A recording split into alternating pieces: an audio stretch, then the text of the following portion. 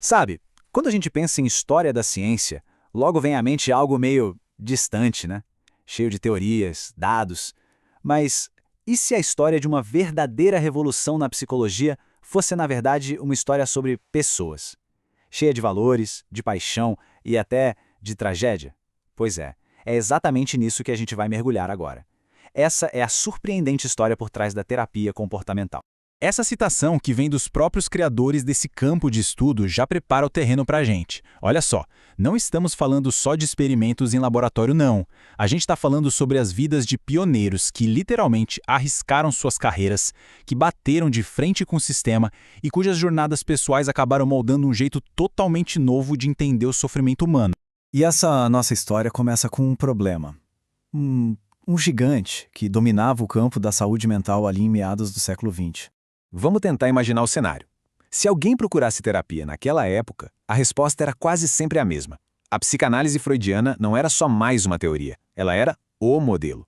Praticamente incontestável para se entender a mente. Estava enraizada na cultura, na academia, em tudo.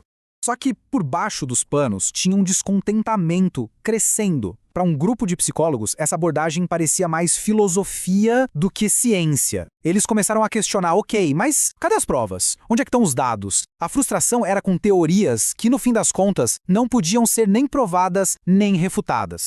E foi essa insatisfação que deu o pontapé inicial para uma mudança radical de pensamento. De um lado, tínhamos a interpretação de sonhos, de memórias da infância. Do outro, começou a surgir a ideia de medir, com precisão, o comportamento aqui e agora. A grande virada foi essa: sair da tentativa de interpretar o que não se pode ver para medir o que se pode. Com isso, o terapeuta deixava de ser um intérprete de mistérios e passava a ser uma espécie de cientista de professor.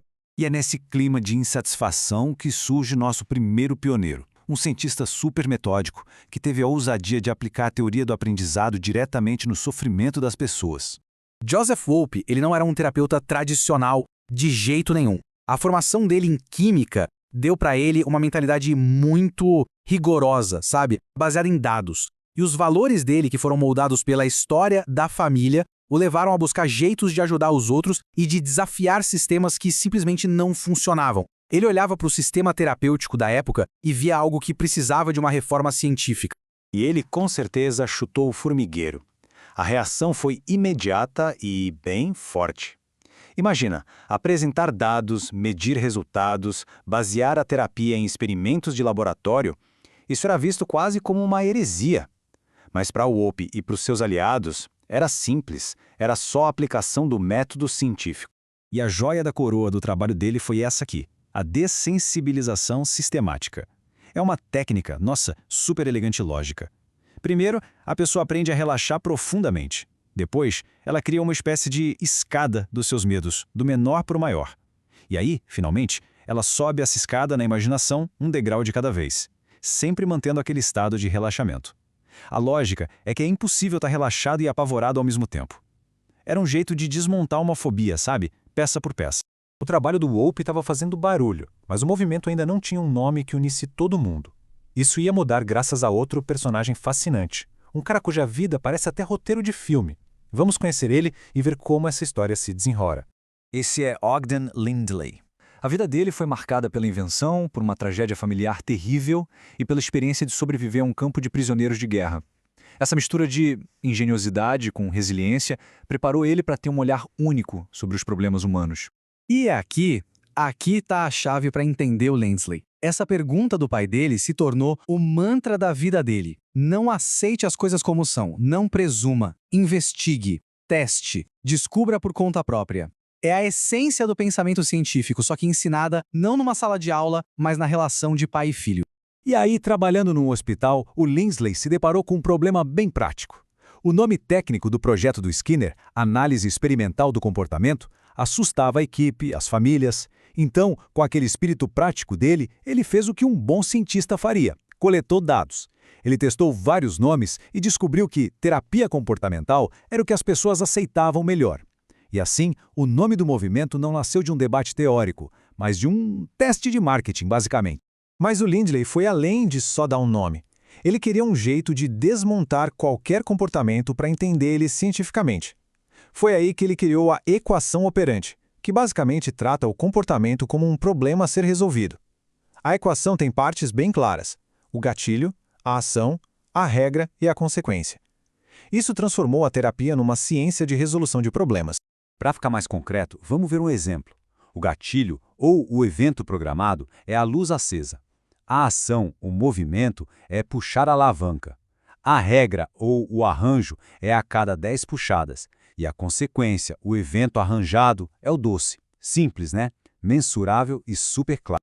Agora, aqui está a genialidade do sistema. Se o comportamento não acontece como esperado, em vez de ficar adivinhando o porquê, o terapeuta pode ir lá e mudar uma variável de cada vez. Nesse caso aqui, a ação mudou. Se o comportamento melhora, pronto, o problema estava no movimento original. É o método científico aplicado na veia ao comportamento de um indivíduo. A revolução estava a todo vapor, focada em comportamentos que a gente pode ver e nas consequências deles. Mas a história não parou por aí, não. A próxima evolução ia reconhecer o papel fundamental do pensamento e do contexto social.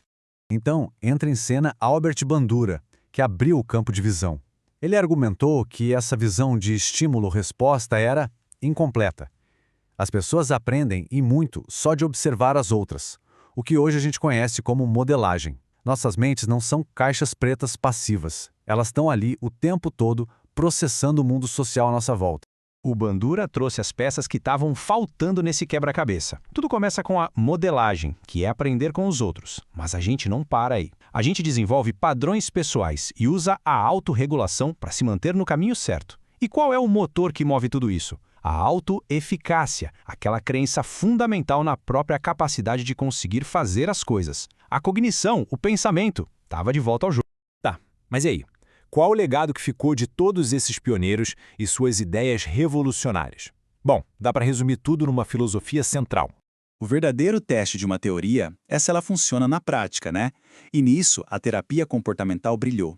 As fontes mostram como esses princípios foram usados para dar autonomia a pessoas e instituições e para criar programas que mudaram a vida de crianças com autismo, ensinando elas a se comunicar, a interagir, a florescer. Essa frase do Skinner, ela é a alma do movimento. O que ela quer dizer é, se os seus dados não batem com a sua teoria, a teoria está errada, não os dados. Significa deixar de lado as ideias preconcebidas e simplesmente observar o que de fato está acontecendo. É uma grande lição de humildade científica. E se a gente tivesse que resumir tudo numa única frase, seria essa. O título do capítulo de Todd Risley na fonte virou o lema não oficial desse campo. O coração da terapia é a compaixão. Faça o bem. Mas a mente tem que ser a de um cientista. Colete dados. Essa é a síntese da revolução. E isso tudo nos deixa com uma reflexão final, né? A grande promessa dessa revolução toda é que a mudança ela é possível. Pensa bem, se o comportamento é um conjunto de habilidades que a gente aprende, então novas habilidades podem ser aprendidas, em qualquer idade, a qualquer momento. A única pergunta que fica no ar é por onde cada um decide começar essa mudança.